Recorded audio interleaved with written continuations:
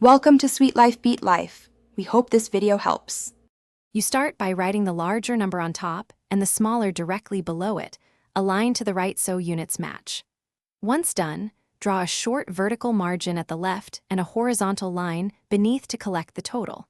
Make sure to label place values if needed. This prevents shifting when you carry.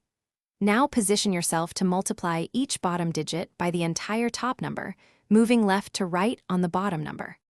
You multiply the bottom right digit by every digit of the top number, writing each partial product under the line.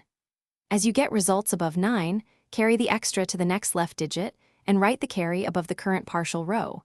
This keeps place values correct.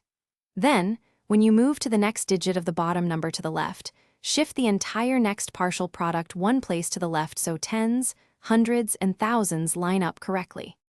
You now add the shifted partial products column by column, starting from the rightmost column and moving left, carrying any excess to the next column as you go.